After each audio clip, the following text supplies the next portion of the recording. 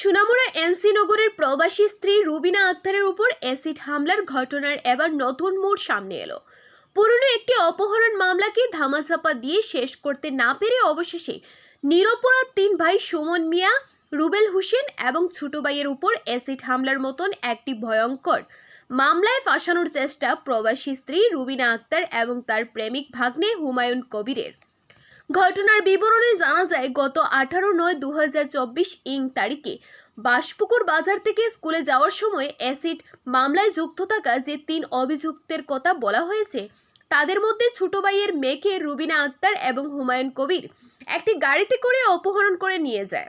যদিও রুবিনা আক্তারের সঙ্গে সুমন মিয়া এবং রুবেল হোসেন আগে থেকেই একটি পারিবারিক সম্পর্ক ছিল, সেই সম্পর্কের সুবাদে ছোট ভাই অর্থাৎ রুবেল হোসেনের নাবালিকা মেয়েকে গাড়িতে ডাক দিয়ে তুলে এক প্রকার ঠান্ডা পানীয় খাইয়ে অজ্ঞান করে অপহরণ করে নিয়ে যায়। যদিও ঘটনার পর ওই নাবালিকা পরিবার থানায় দ্বারস্থ হলে 3 দিনের মধ্যেই দক্ষিণ জেলার মনু থেকে অপহরণকারী হুমায়ুন কবির এবং রুবিনা আক্তারকে সহ নাবালিকা মেয়েটিকে উদ্ধার করতে সক্ষম হয়। যথারীতি অপহরণ মামলায় জেলের ঘাঁটি টানতে হয় হুমায়ুন কবিরকে। পরবর্তী সময়ে জামিনে বের হয়ে এসে ওই পরিবারের উপর শুরু হয় অকথ্য অত্যাচার, বহুভাবে চাপ সৃষ্টি করা হয় মামলা উঠিয়ে নেওয়ার। এক পর্যায়ে মামলা শেষ করার জন্য ওই নাবালিকার পরিবারকে 5 লক্ষ টাকা অবধি দেওয়ার কথা বলে ওই অভিযুক্তরা, কিন্তু এতে রাজি হয়নি মেয়ের জেঠু অর্থাৎ বড় ভাই সুমন মিয়া। এরপর থেকে শুরু হয় বিভিন্ন ধরনের চাপ সৃষ্টি। এই মাসের 10 তারিখ এবং 12 তারিখ সোনামুড়া কোর্টে তাদের এই মামলার শুনানি ছিল। তাদেরকে বলা হয়েছিল তারা যেন আদালতে পা না রাখে, কোনো প্রকার সাক্ষী যাতে না দেওয়া হয়, যদি এমন না হয় তাহলে তাদের বাড়িঘর পুড়িয়ে দেওয়া হবে। কিন্তু এর মধ্যেই এক গভীর চক্রান্ত করে অ্যাসিড হামলায় রুবিনা আক্তারকে আহত করে ফাঁসিয়ে দেওয়া হয় ওই 3 নিরপরাধ ভাইকে। উল্লেখ করার বিষয় হলো, অ্যাসিড হামলায় আহত হওয়া রুবিনা আক্তারের বাড়ি একেবারেই ভারত বাংলাদেশ সীমান্ত কাঁটাতারের বেড়ার সঙ্গে, যেখানে সন্ধ্যা 6টার পরে কাউকে চলাফেরা করার অনুমতি নেই বিএসএফ এর পক্ষ থেকে। আর এই অ্যাসিড হামলাটি হয় রাত্রি প্রায় 11টায়। তাহলে কি করে এখানে অভিযুক্তরা গেল, এটাও কিন্তু একটা বড় ধরনের প্রশ্ন। অ্যাসিড হামলায় যাদের নাম দেওয়া হয়েছিল তাদের পরিবারের পক্ষ থেকে পুলিশ প্রশাসনের কাছে প্রার্থনা করা হচ্ছে যে তারা বিষয়টিকে সঠিকভাবে তদন্ত করুক এবং সত্য ঘটনা সবার সামনে তুলে ধরুক।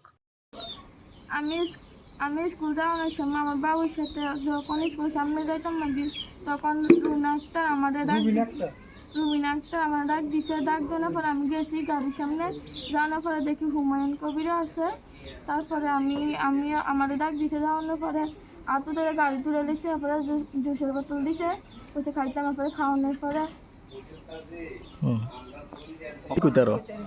তারপরে আমি আর কিছু করতে পারি না। যখন আমি চোখ মেলে দেখি তখন আমি দেখি রুনান্টি নাই, একটা হুমায়ুন কবির আমার লগে বয়ে রয়েছে। তখন তারপরে একটা সময় আমার বাবুর কাছে তারপরে কইছে কল দিতাম, কল দিয়ে আমারে কইছে এমনি এমনি হুমায়ুন কবির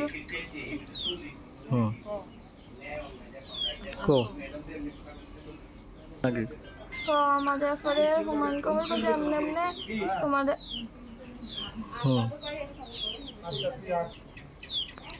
তোমার এমনি লই আনছি, এমনি এমনি এদিকে। তারপরে এটা কই আমার থেকে মোবাইলে দান গেল গেছে গা। এরপরে আর কি আনছে, তারপরে পুলিশে যাই আমার উদ্ধার করে আনছে। কতদিন পরে? 3 দিন পরে।